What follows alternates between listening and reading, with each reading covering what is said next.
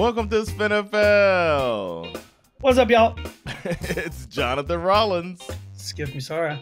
And we're two Americans living in Sweden, talking about do-overs. It's deja vu.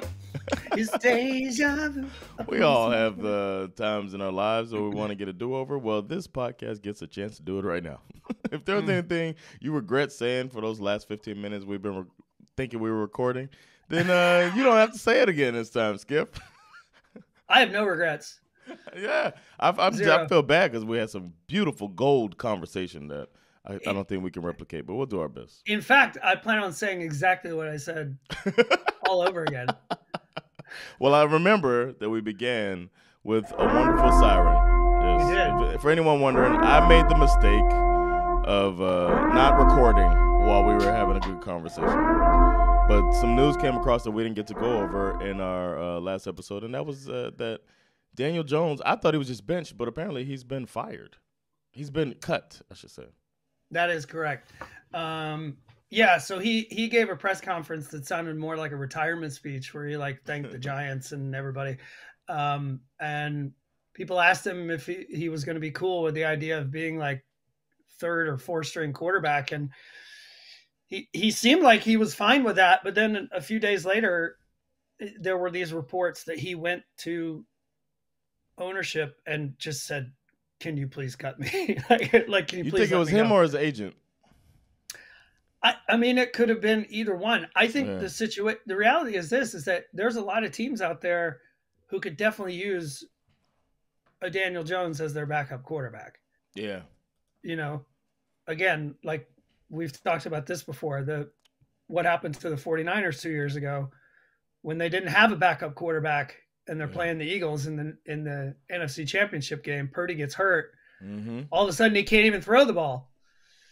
Then nobody wants to see that again.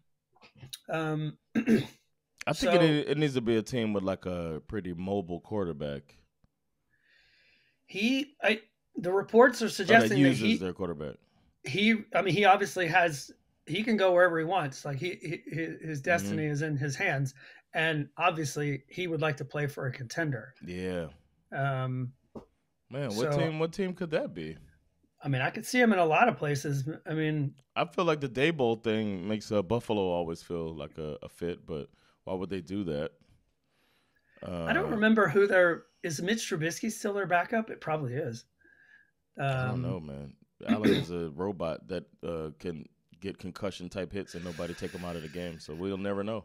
Who the backup is. I would back Bengals? Daniel Jones. Bengals, sure, but the Bengals, I don't really consider them to be contenders.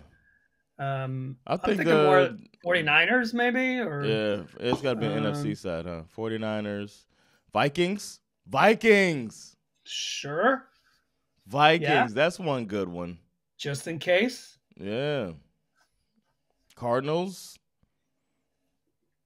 Mm-hmm. Yeah, I'm not convinced the Cardinals are contenders, but we'll see. Yeah, I'm not. I don't know. Yeah, we'll talk about that more. What we did do that we get to not do this time, right? We were recording a minute ago, and I found his press conference. I had not seen it. Yeah, and I played it, and that's one thing we're not going to do again. I joked that he had the charisma of a cardboard box, and then Jonathan rolled the tape, and it turns out I was right. Yeah, man, you got to. We actually part of the I actually think we were recording, but when you hit the tape, I think you fell asleep and hit unrecord or something. I think almost fell asleep. I think our recording software fell asleep itself and just turned off.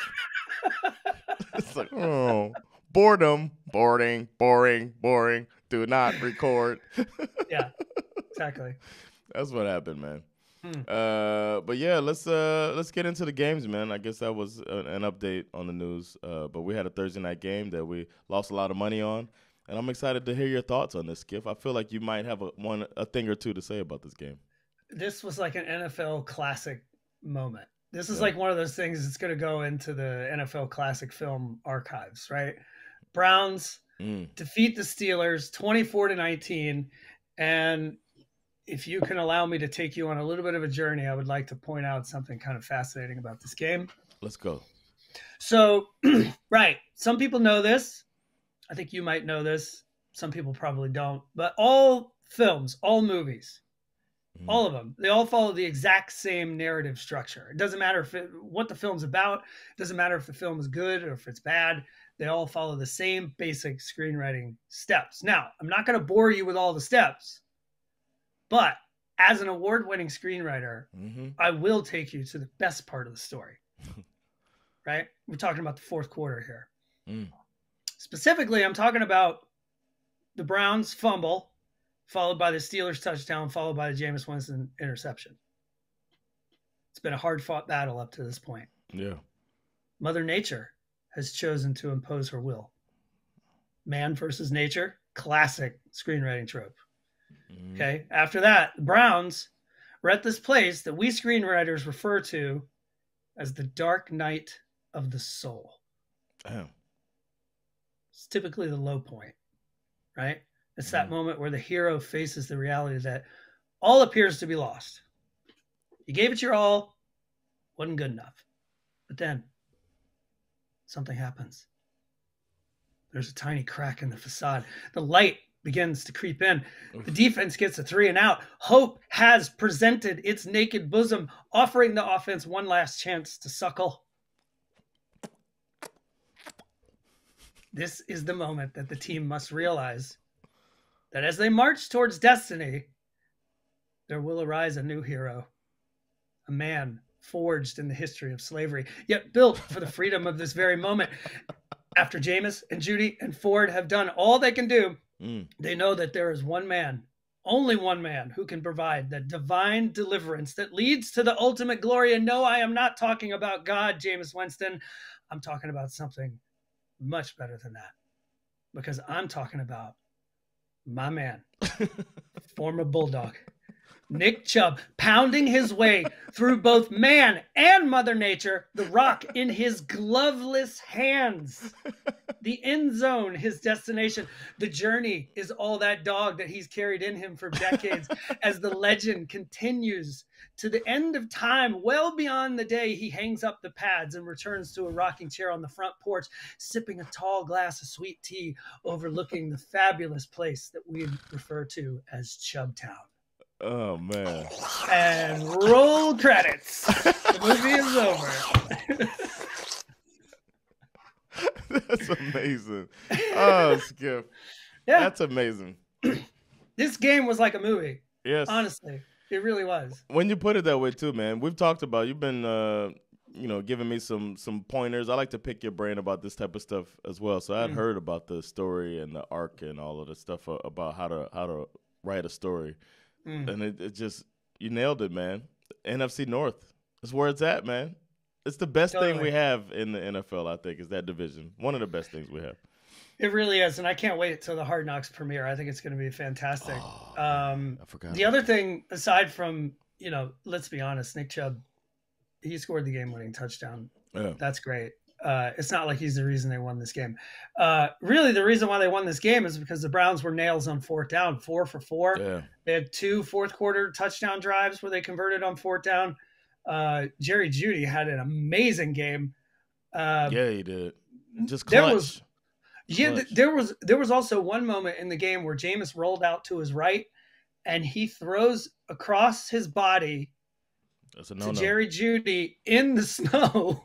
Yeah. And nobody saw that. Yeah. And it's like, how did he even see? It had to be that bright orange helmet. Like, you know what? I think I see one down. Just throw it. Like, even the kicks. I was like, well, we'll see what the refs say. When they kicked field goals, I was like, I have no idea. It was beautiful.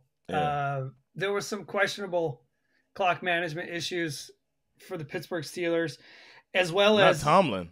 I think this was kind of our first moment where we saw a bit of a crack in this 2-quarterback concept. Yeah. Right? Because we saw them use Justin Fields at moments where it made perfect sense, where they had a short yardage situation and they brought him in to run for it. But then there was this one moment where they had George Pickens wide open going down the sidelines, perfect rainbow rust moonball moment, but for some reason Justin Fields was still on the field and he missed the throw. It's like, yeah, that's the difference.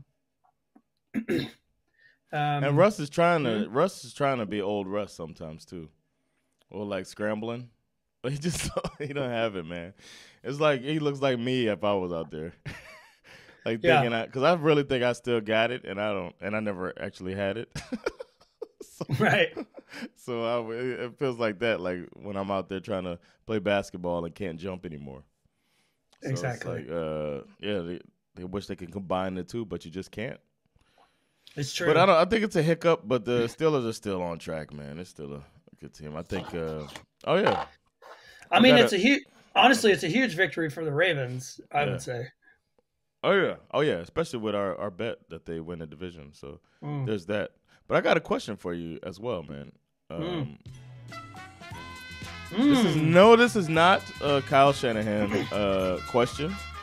We'll save the Shanahanigans for later. This question: does a healthy Deshaun Watson win this game for the Cleveland Browns? What do you think? No, 100% no. That was quick. It's almost like I had time to think about it. Yeah, no.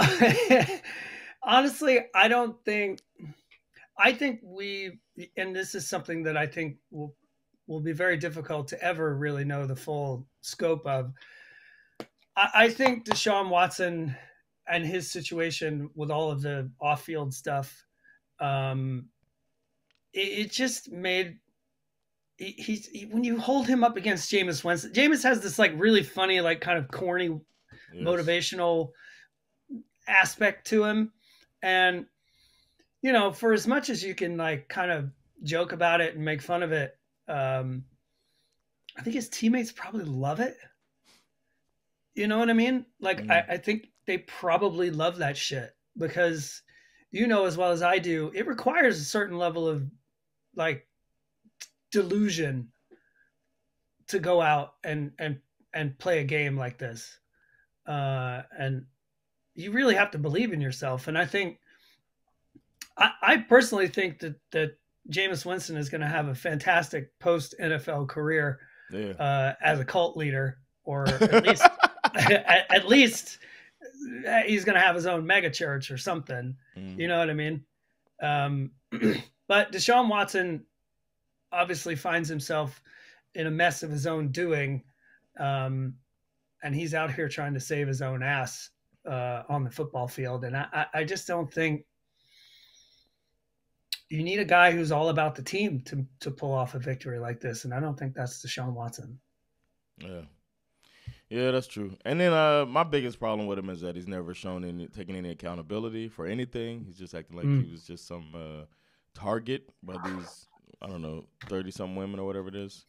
So it makes you not want to root for him. You know what I mean? Mm-hmm. That's where I'm at with him. So totally. Even like a lot of times we subconsciously want to see the star fall, but then once the star falls, we're down to watch the fallen star rise again. But I'm just not motivated for that in Deshaun Watson and kind of want him to go away. Yeah, I don't see his star rising, to be honest. But again, great. As much as this was a great win for the Browns, this is huge for the Ravens. We're recording on Monday, so we haven't even seen this Ravens Chargers game yet. But if they win, the Ravens will be 8-4. So they'll still be behind the Steelers on win percentage, I think, as well as head to head. But yeah, gives them a chance. Off mic, you hinted, you mentioned Jameis Winston came into the league amidst a scandal.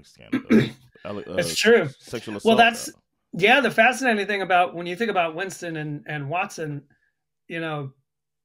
Winston, the arc of Winston's career is that he comes into the league with all of these sexual assault allegations. He turns into a joke because he throws 30 touchdowns and 30 interceptions in a season. And then he continues to be kind of a goofy, almost kind of a Flava Flav side character kind of guy being a backup in different places. And now the internet has decided that he's like the greatest thing since fucking sliced bread, which is kind of funny. So that's an example of someone, like you said, the star falls and then it rises. And again, he's got future cult leader written all over him. Yeah, I would say they settled the lawsuit. Against him, they settled instead of going to court. And she was actually suing Florida State. Because they said she was at a party, passed out, and they took her to a place. A group of them took her to a place, and he had sex with her, or he raped her. My memory of that story was that, like, Florida, the university or the athletic department anyway, actually went out of their way to try to bury the story. Yeah, they did. Yeah. So. And they tried. She's in some documentary. It says they tried to stop that from coming out, but it was $950,000 is what she got in the settlement. It sucks that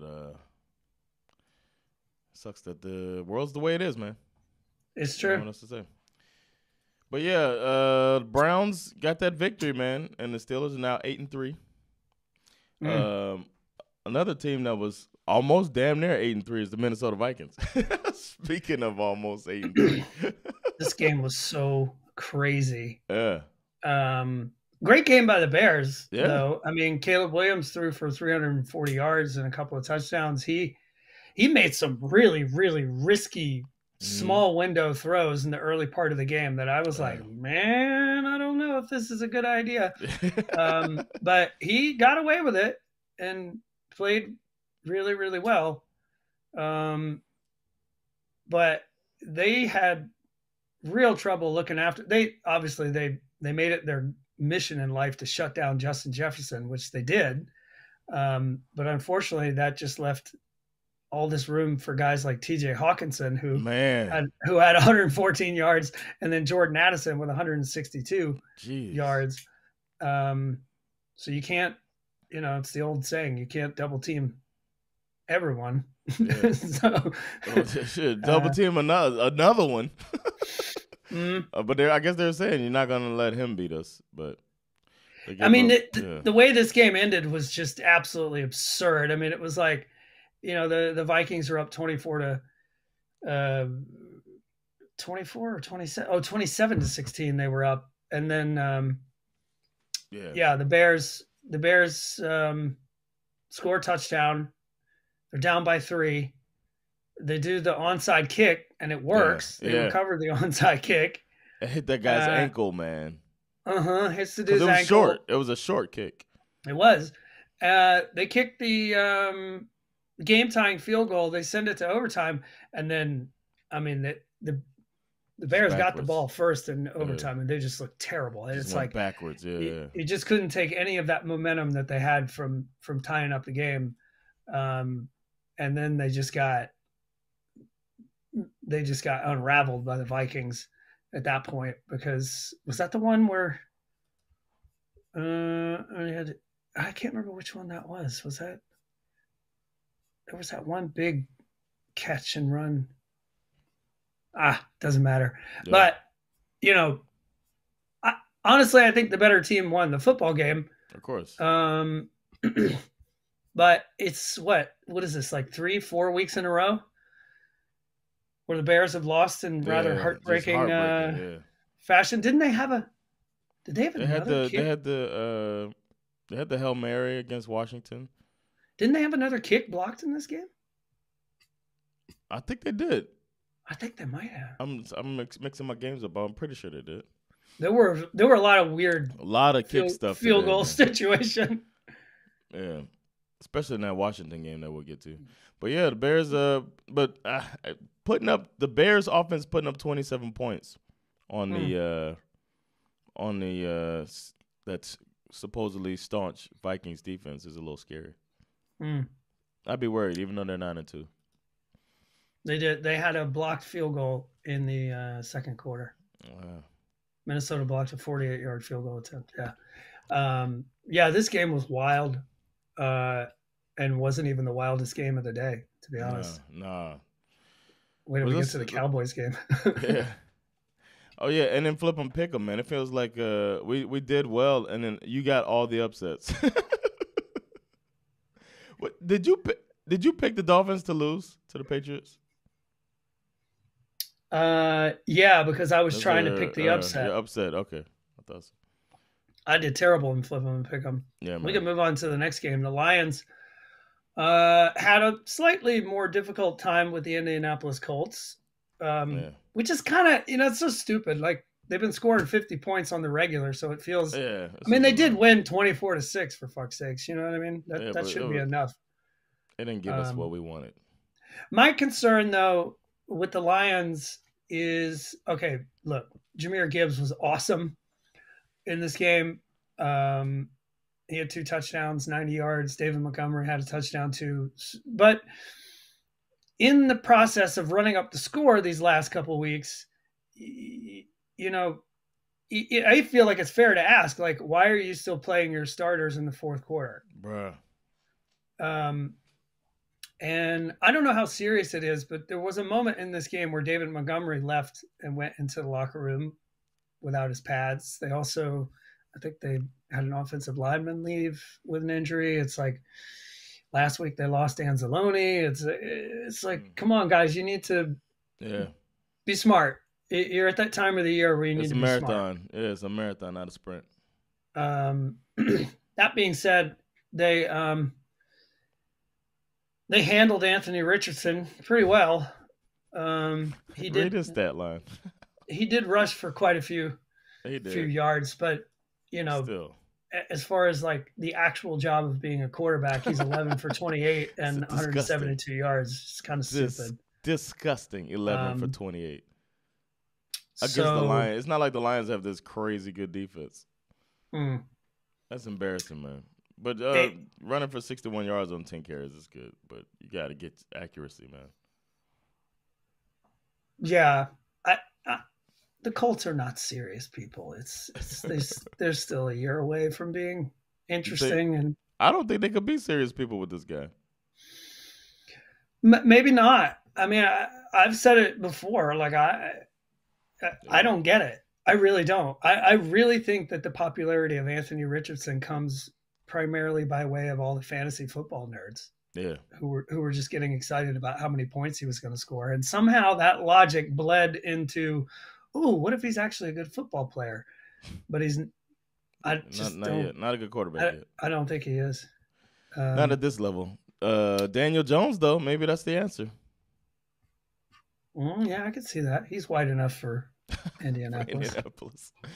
Speaking of white enough, Drake May is slobbed down. I got some. We watched that game. It was hard. We were watching the game, and speaking of hard, that's how it felt with the commentators, man. Jeez, everybody was talking. This thing was hard. We're watching the game, and even after this game, it was ridiculous. Like the first half, they were on it, man. I got actual audio of some of them talking about Drake May that I recorded.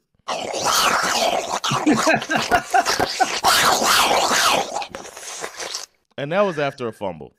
So, no, they were ridiculous, man. They were talking about the future. And I was talking to my friend Mike about the I don't know if you met Mike, 6'8" Englishman that I hang out with sometimes.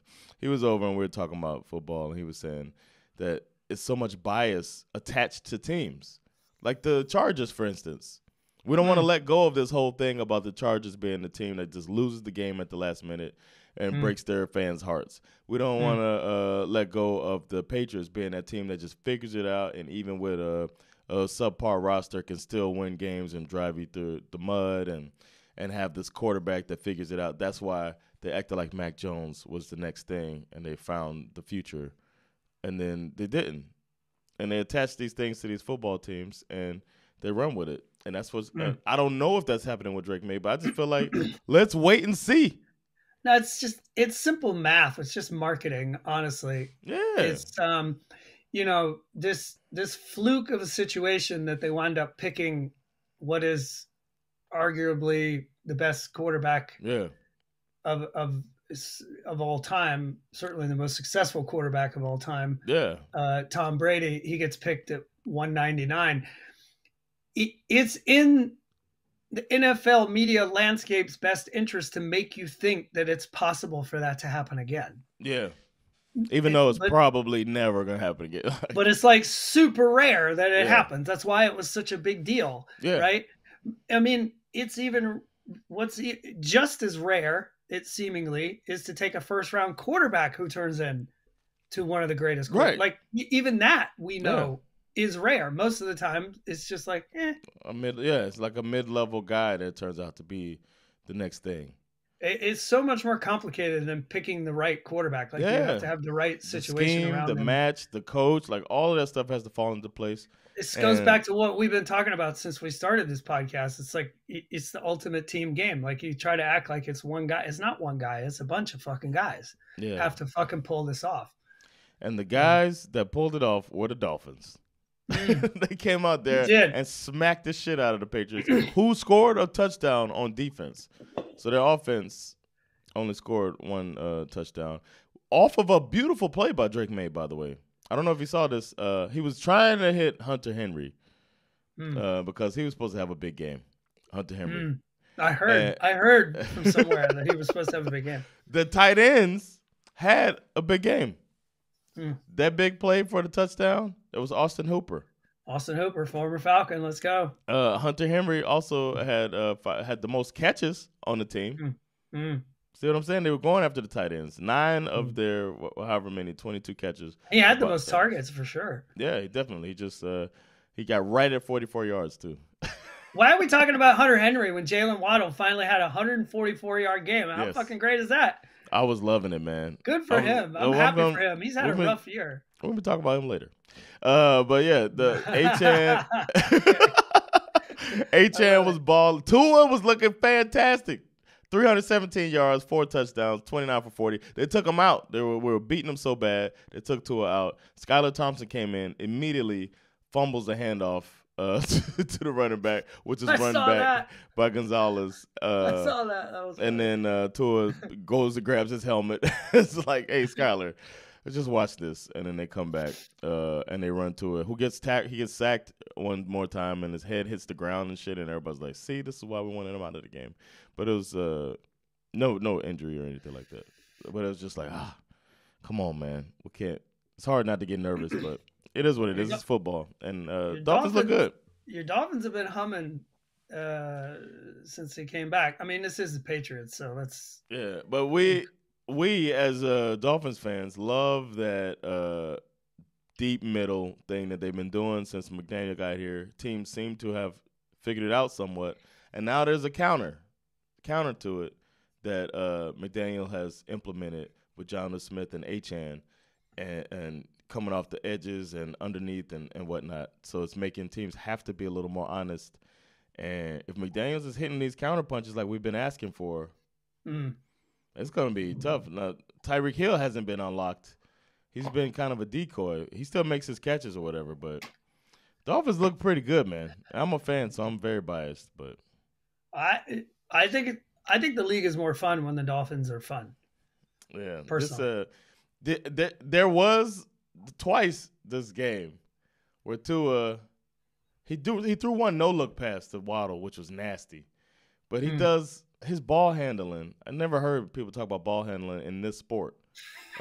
It's more basketball, you know what I mean? Point guard and all that stuff. And I know you're thinking about and also in gay porn. But ball handling. Name of Tua's sex tape. But he does a no-look over-the-shoulder pass. He just leaves the ball over his shoulder for Jonnu Smith on the end around. Or for Jalen Wright. Filthy. I loved it when I saw that. I was like, ooh. Yeah, man. You forget about these Pacific Islanders. They just got swag, man. I saw a video. Yeah, it was really dope. We just leave it right there on my shoulder, huh? Leave it on my shoulder for you. I was like, look at Tua. So dope. So I was really glad, especially with the Patriots being a team that I hate with a deep passion that burns within. Speaking of rival teams that we hate with a deep passion, you hate the Bucs. I mean, yeah, I was obviously rooting. I was rooting for an upset here because I was rooting for you. We were all rooting for you. How dare you? I can't tell you how annoying it is to spend the week listening to everyone go, these Bucs look like they could catch up to the Falcons and win this division. And it's like, okay, great. Yeah, I could see it. Yeah. They obviously had the benefit of getting Mike Evans back in this game, which was great. Baker played really well. He didn't have to do too much because the Giants were just, I mean, they were terrible. I wonder why. I mean, I have a take on this later too that I'll save, but it's the idea that, look, I'm a little more conspiracy minded, obviously, but I think this is not a glitch. This is by design. Players don't tank, but front offices do, right? Yep. This is how they try. It's not a guaranteed thing. Last year they tried to do this too. They stick in Tommy DeVito, and the kid went out and won a fucking too many games, and they wound up their draft pick sucked. I think they were pretty sure that wasn't going to happen this year. This was just. What was he? 21 for 31, 189 yards. He never looked interesting or dangerous at all. He eventually got sacked out of the game, and they had to bring in Drew Lock. I guess he probably came back at some point, but Lock only threw the ball once. This was one of those games where, because I usually watch Red Zone with the family, every time they cut to this, it was not until deep into the second half that they ever cut to the Giants where they actually had the ball. Like every time they cut to this game, it was like the Bucs were driving down the field. You know what I mean? I was like, Jesus, what's going on here? I think it was that opening drive of the second half where the Giants got it into the red zone and then they fumbled on the 3-yard line. It's like, what the hell is going on? Meanwhile, the Bucs, Baker Mayfield, 24 for 30, 294 yards. No touchdowns, but he had a rushing touchdown. And look, everybody else took turns. All the running backs took turns.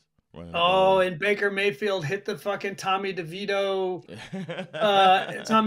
hands when he scored the touchdown. It was which, to be fair, like if I'm Baker Mayfield, all of this chatter throughout the week of like, oh, Tommy DeVito, it's like, huh?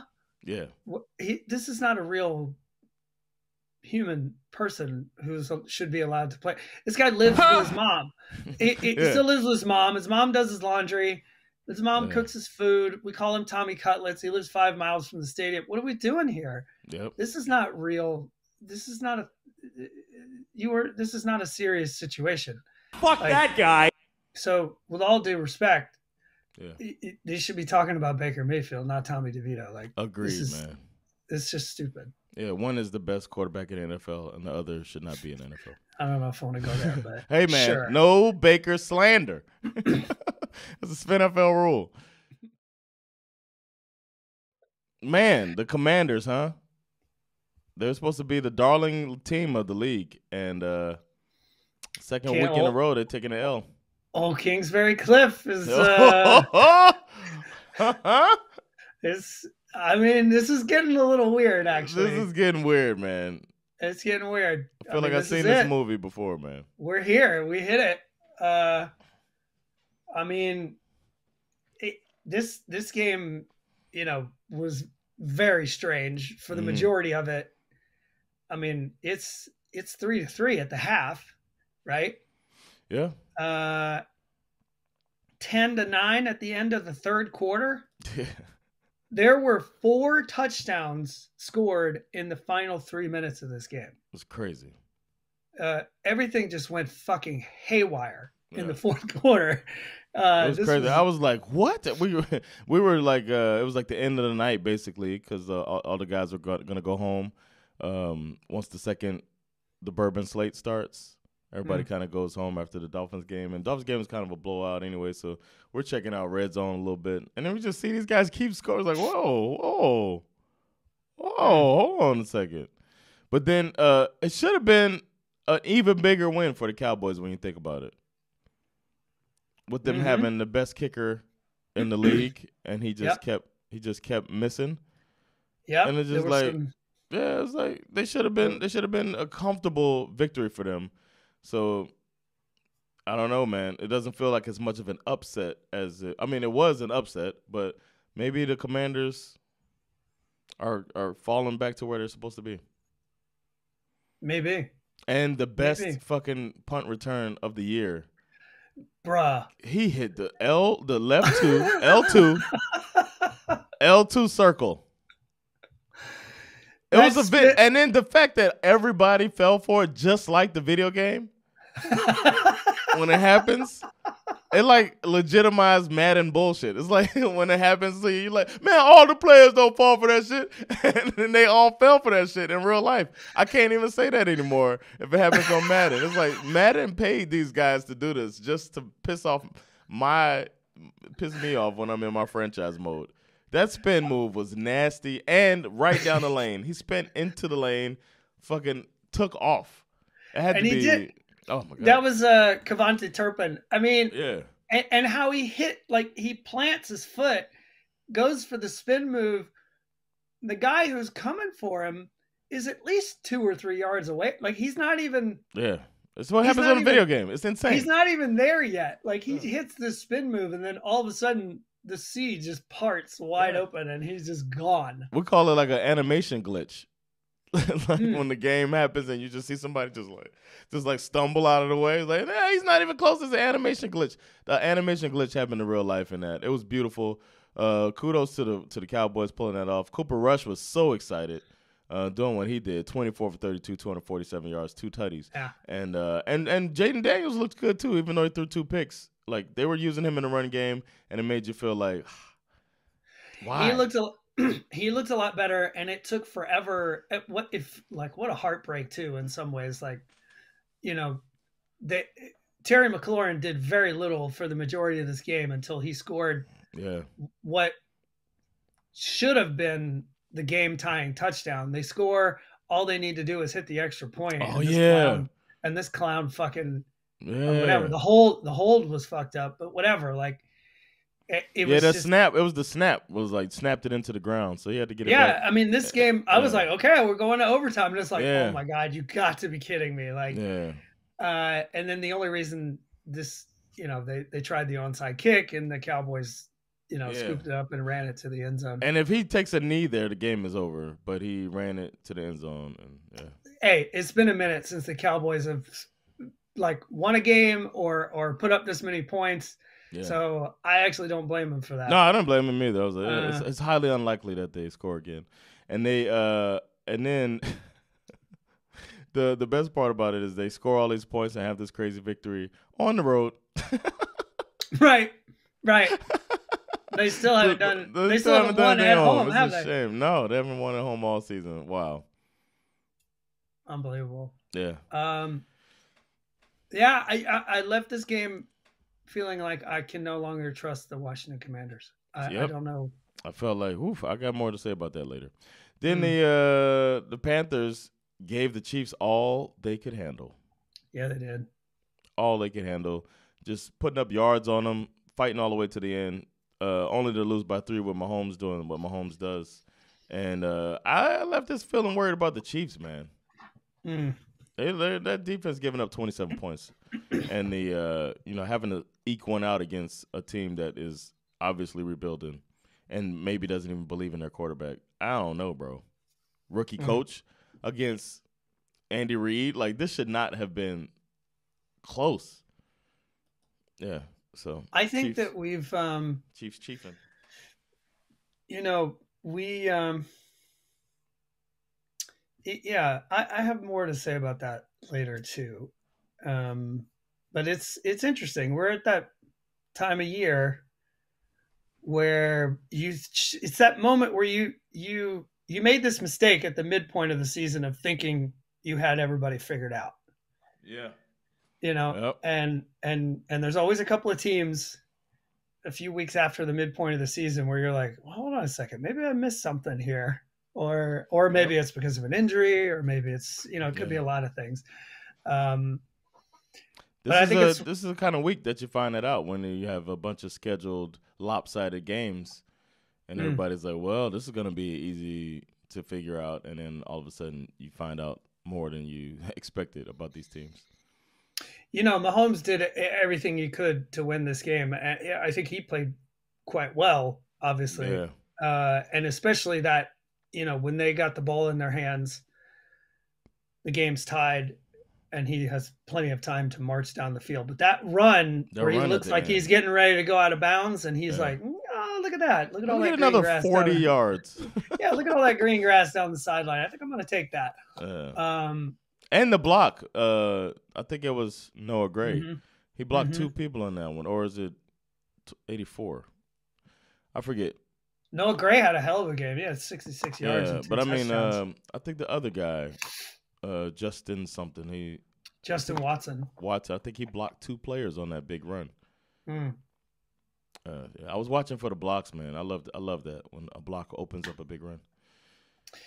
Whew. Look, the Carolina Panthers are one of those great examples of like the fact that teams don't tank. The players don't tank, right?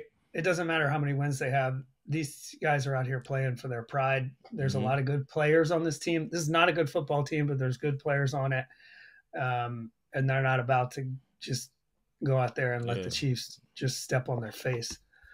But yeah, it was a tricky one. This could have gone either way. Yep. Another game that could have gone either way, but went the way nobody suspected is the Titans beating the Texans 32-27. Texans have had a pretty good defense all season, and then Titans come out and just do what they do, man. Jeez. And you thought it was over a few times, too, but it just, nope. Yeah, this is another one of those games that just had a super crazy fourth quarter.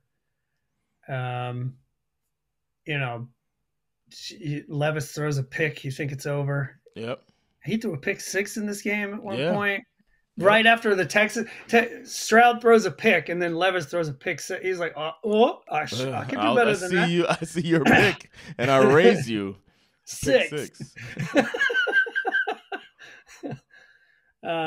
This has to be, of all the teams that lost this week, if I'm the Texans, that's the team I think is freaking out. Yep. Right now. Because they allowed the Tennessee Titans to just eliminate Joe Mixon. 22 yards on 14 carries. To me, Joe Mixon has been the best player on this team all year. Yeah. And if you're in one of those situations, it kind of reminds you of like that year the Patriots beat the Rams in the Super Bowl. There was that game in the middle of the year where the Rams, where Jared Goff got kind of erased.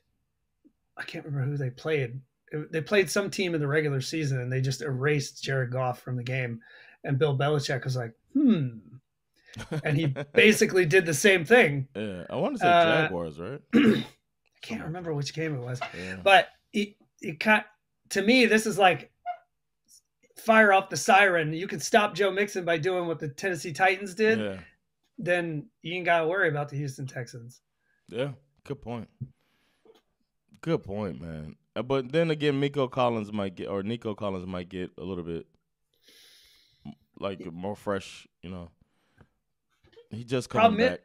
Yeah, it's true. It could happen. But Stroud, honestly, has not looked that great this year. No. Sophomore slump. Yeah. Yeah, sophomore slump. I think he'll be fine. I'm not worried about him long term. I think he'll obviously this is not the year, but they'll figure it out. Yeah. They'll figure it out. A team that won't figure it out is the Las Vegas Raiders. They're not figuring shit out, man. I know. It's true. They and Gardner Minshew got hurt, so I believe Gardner Minshew is done for the year with a broken collarbone, which means Daniel Jones. No. Well, currently it means AOC, former Falcons quarterback Desmond Ridder. Where's AOC at? Is he hurt? I don't know where he is. Okay. Well, Ridder was in the game, so. Desmond Ridder was 5 for 10, 64 yards. No wow. Lit up the scoreboard. Mm-hmm. They were also without their 2 top running backs, which doesn't mean much because their 2 top running backs are the 2 worst running backs in the league. So not much changed here. They look kind of feisty in the beginning, but honestly, the Broncos are just, I hate to admit it, but this is just a really well-coached football team. Yeah. Yes. Oh, yeah. Why do you? Oh, because Sean Payton. Well, I hate to admit it because I think Sean Payton is a douchebag. Yeah. And I don't know why I dislike Bo Nix so much. He was never a threat to us when he played in college. I just didn't like him. I didn't like his stupid face. You know, he's got a very his face is quite stupid. I just don't like his stupid face. But he's been good. He's been really good.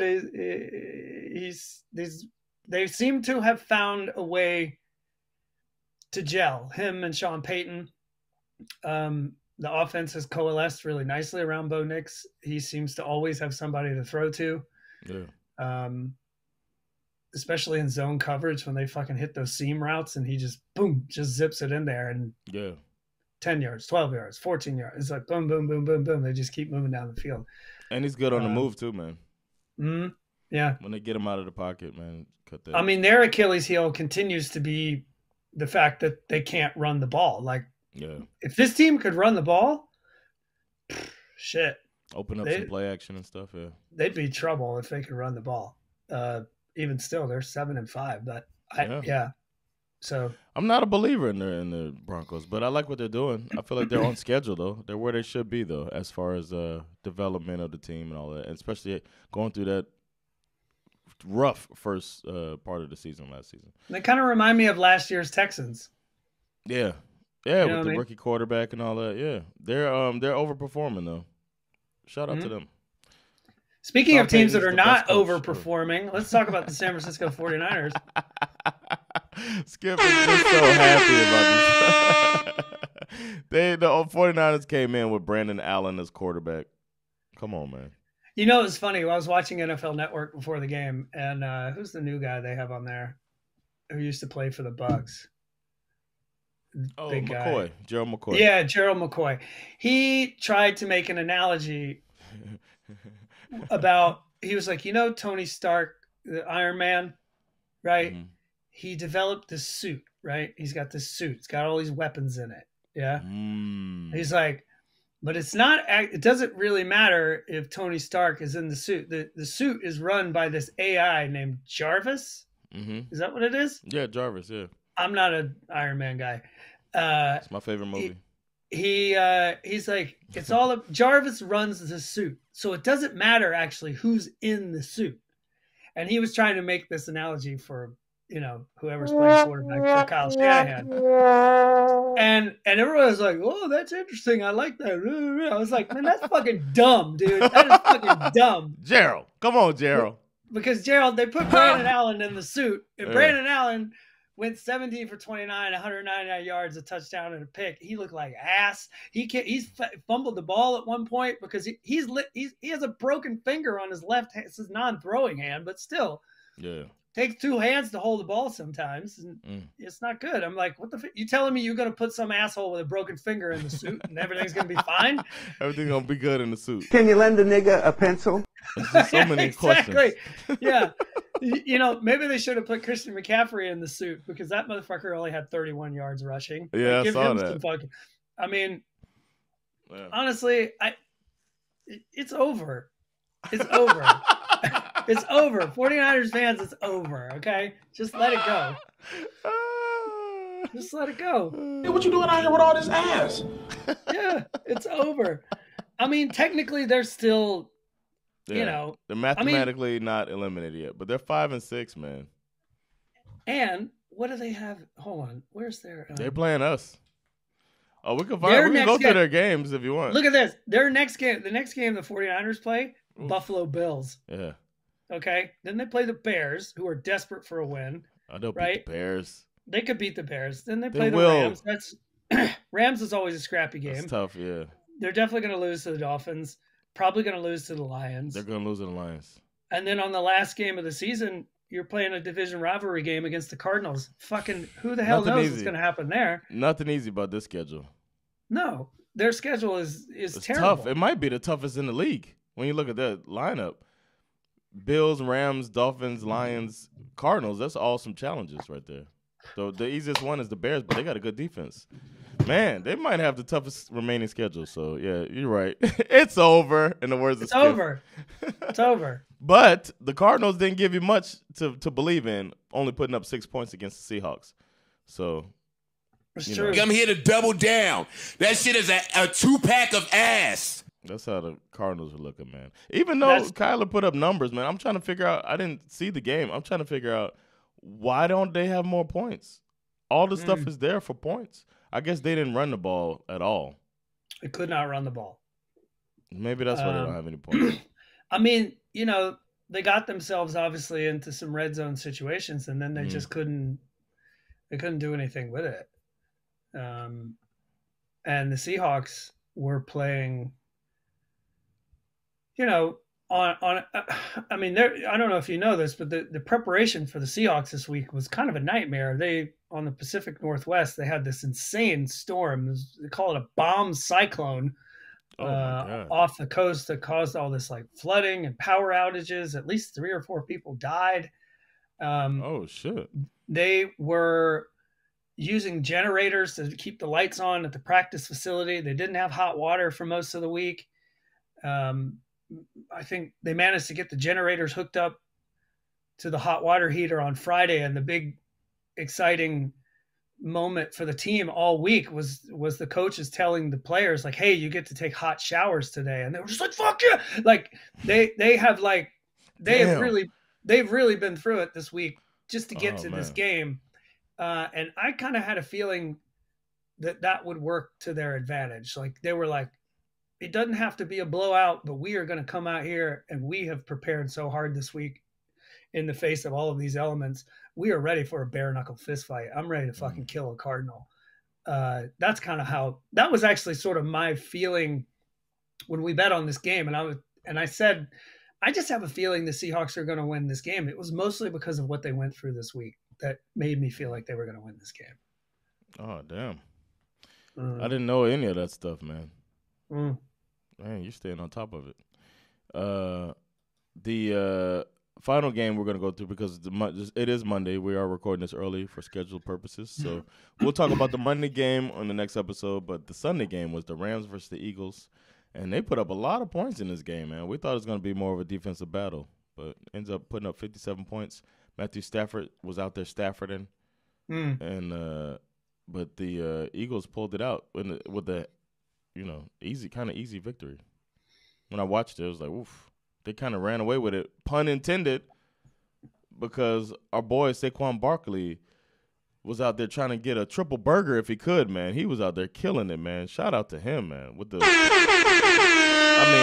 kind of performance of the week, 255 yards rushing, 2 touchdowns. That one, and he runs away from people. It's insane. When he hits the hole, he's just in one cut and he's out of there. So he was killing it. He even had 47 yards in receiving. So combined, that's over 300 yards. And then A.J. Brown putting in for 100-plus yards himself. Somehow, somehow it hurts. Well, he only had to complete 15 passes in the game. Yeah. And they beat the Rams. I mean, it's like, yeah, it's a dominant performance on the offensive side. And then, of course, on the defensive side, again, the Eagles' defense has just become amazing. Fangio, man. Second half of the season, so every time. Stafford didn't throw any picks, but they forced 4 fumbles in this game. The Eagles only recovered 1 of those 4 fumbles, but still, you know how a fumble can fucking kill a drive. I mean, it's hard to jump on it. Now it's second and 19 or some shit. Yeah.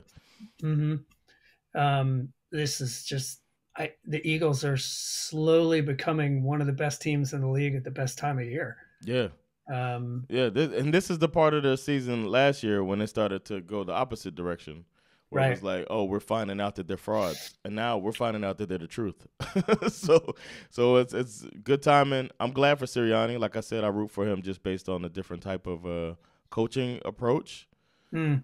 And there was some. I think I might have said it on here, but there was something that happened that his the way he handled it. It was like he basically like apologized or like said he was wrong or something like that. That these old school coaches would never do. And I think that this next generation appreciates coaching like him and Jonathan Gannon and Mike McDaniel. This new breed of coaching is good for. I think McVay might be somewhere in between, where he's like this new breed of coach mixed with that old school. But it's to be seen, man. I think the next generation is gonna need it because they're growing up with the not as much Tiger Mom and more helicopter moms. Yeah, it's almost like the Eagles and the 49ers are going in different directions. Yeah, it is. And the 49ers, how's that division looking, man? The 49ers and the Rams have the same record, and the NFC West, they're 6-5 and 5-6, the entire division. Seahawks are 6-5, Cardinals are 6-5, Rams and 49ers are 5-6. So that division is anybody's, man. And we still got to bet that the Rams win. So Falcons got to hold on. Detroit's got to hold on. Eagles are pulling away. Eagles are pulling away. Kansas City it's over pretty much. Houston, if they stay ahead and if the Ravens pull ahead, we got 5 out of 8, man. I think Houston's going to be fine. Buffalo's got that. We didn't pick Buffalo. That was our mistake. Who did we pick? Dolphins. Remember, we thought Buffalo was going to go the other way. Remember, we thought the Buffalo had burnt it up and they were out of it. The window had closed. Yeah, remember we were talking about that? And now it looks like there might be another generation of that team. Like McDermott, man, he's got to get some more props than he's getting from what he's done with the transition in that team after losing Diggs and all that stuff. And Milano's not even healthy, and they're still a top defense. All right, that's it, man. It's time for some superlatives. Yeah. I can start it off.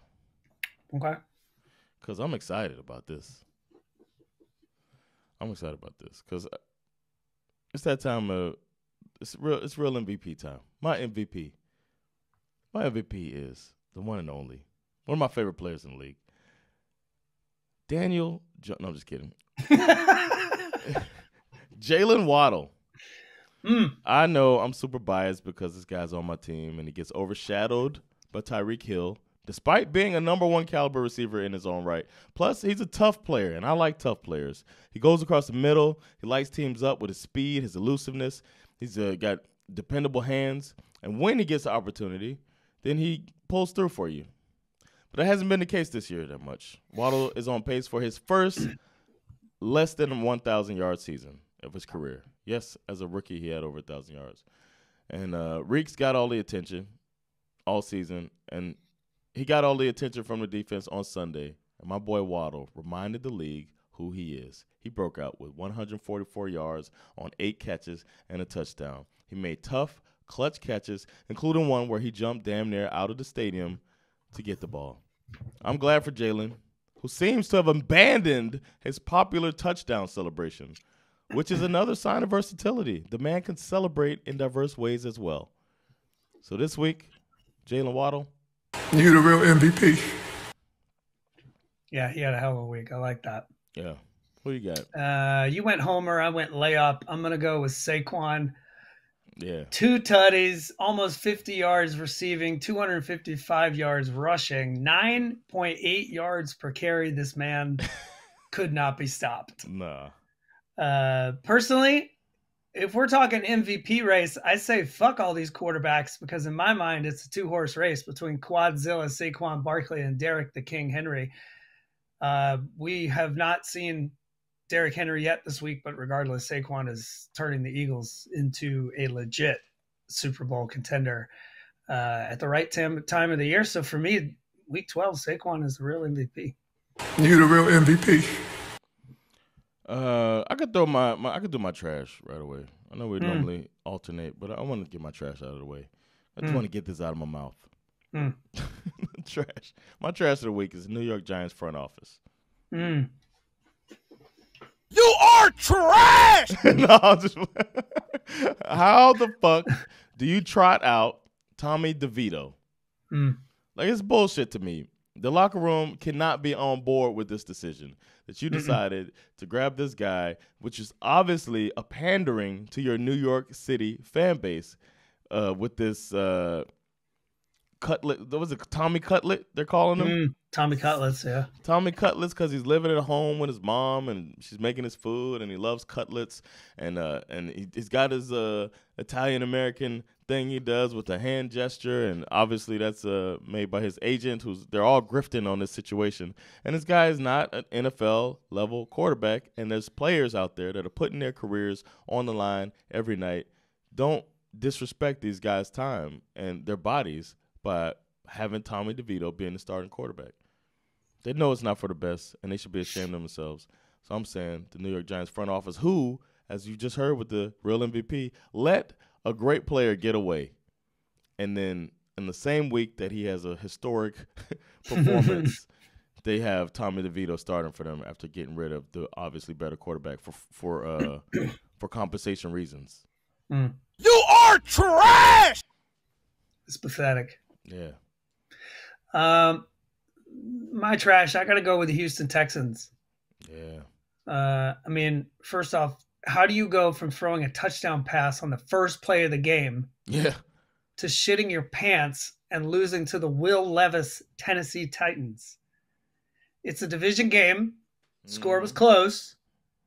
However, when you lift the hood, what you see is a Texans team that just got outworked, full stop. Yep. Titans had more first downs, more time of possession, more passing yards, 132-40 in rushing yards. The only stat the Texans led in is one that you don't want to lead in. And that's penalties, 11 total. Double-digit penalties again. I think they're tied for the most penalties in the NFL this year. Texans were supposed to be contenders this year. Yep. So far this year, they have beaten only one team with a winning record, while also dropping games to the Titans and the Jets. I said it at the start of the year that I thought this team was not worthy of all this hype.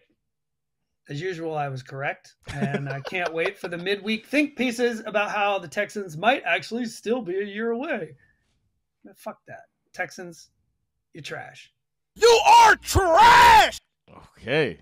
What's your shit got learned? I guess I kind of alluded to this earlier. I learned that we have officially reached that portion of the season, the time of the spoiler.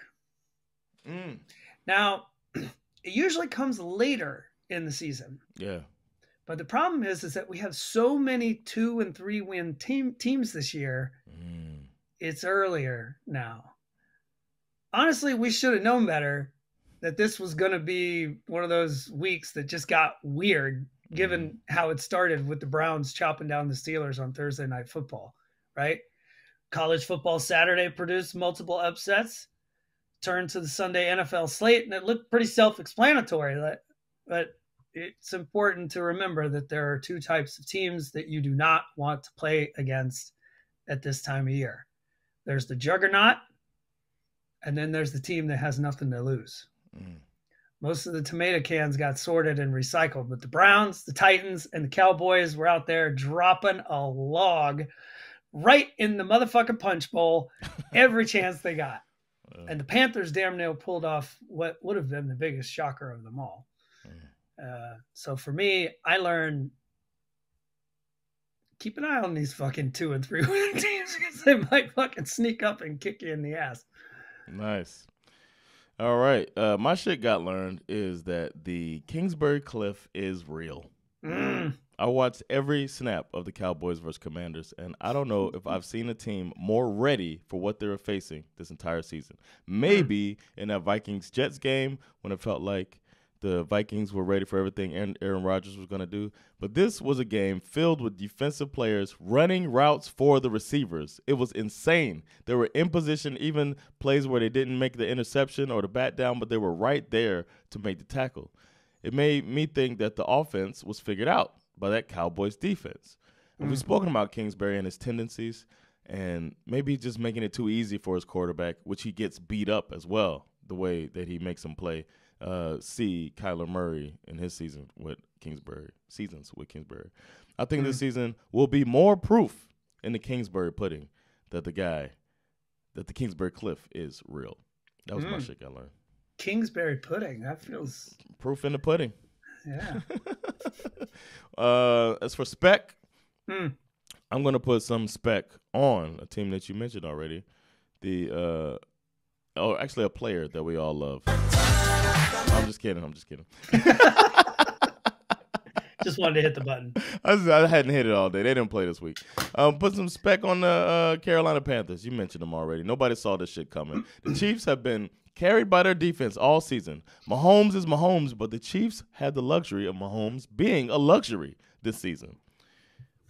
They would surely hold this sorry-ass Panthers team to no points and Bryce Young to 45 yards on 28 passing attempts. But no, not this Panthers team. They still have some fight left in them and gave the Chiefs all they can handle, sacking Mahomes 5 times, putting up 334 yards of offense, and losing by only 3 points. No one will blame this team for going through the motions, but they did more than that. These guys are trying to be legit spoilers, as you mentioned earlier. Yesterday's game was the Panthers saying, "Put some respect on my name." Normally when we talk about the Vikings, all of the attention goes to like either Justin Jefferson or the Brian Flores defense or Willie won't he see ghosts this week, Sam Darnold. Jordan Addison is usually an afterthought. Yeah. But in a tight game against the Bears, Addison was fucking him. 9 targets, 8 catches, 162 yards and a touchdown. No reception better than that one where he managed to tightrope the sideline like a fucking ballerina. This was a weird fucking game with a lot of twists and turns, but Jordan Addison was automatic for 4 quarters and was definitely a major reason why the Vikings won this game. So I'm going to put some spec on his name. Put some respect on my name. Nice, man. Well, that's that, man. Who's your top teams, man? Who's your my NFC or my AFC team? I think it's almost like a process of elimination. I think the scariest AFC team is the Buffalo Bills. Because the Chiefs, they're not as scary anymore. The Steelers, they just lost. I don't know, man. They lost to the Browns. Is that scary? I got to go Buffalo. Who you got in the AFC? Yeah, it's tough, right? It's sort of a coin toss between the Bills and the Ravens. I still believe the Ravens, if they can work out the kinks. Obviously, we'll see tonight. I haven't played yet. I can completely change my mind, but we'll see. Yeah, for now, I'll put the Ravens/Bills. But yeah, you're right. The Ravens are still on top. And then the other one is Lions, obviously. You got the Lions. Yeah. I want to throw my hat in there, man. Different team. Okay. I think the scariest team in the NFC is the Eagles. Okay, sure. Yeah. I think the Eagles, they look like they're not fucking around. And their defense is just tightening up with Fangio there. And Saquon is Saquoning. I don't know. In the playoffs, you're going to need a running game. The Lions have a running game, but the Eagles' running game looks – with that offensive line too, I don't know. They might be the squad. You know what? You make a good point because how often is it the team that starts out great in the beginning of the year that actually makes it all the way? Yeah. It's usually the team that kind of struggles a little bit in the beginning and then they find themselves and they just again, it's such a stupid cliche, but I think it's true. Like it's all about getting hot at the right time of the year. Yeah. Yeah. Lions started out hot. Yeah. And it feels like there are some cracks in the armor for the Lions with some of these injury issues. Yeah, starting to sputter a little bit. That could really start to become a problem, whereas the Eagles are soaring, for a lack of a better phrase. Yes, I gotta go with the Eagles right now, man. It's still the Lions, but I hear you. I could change my mind by next week. Okay. All right. That's been this episode of SveNFL. Thank y'all for checking it out. We'll be back with the predictions for next week and a recap of the Monday Night Football game. Thanks for listening. It has been Jonathan Rollins. Skip Nasara.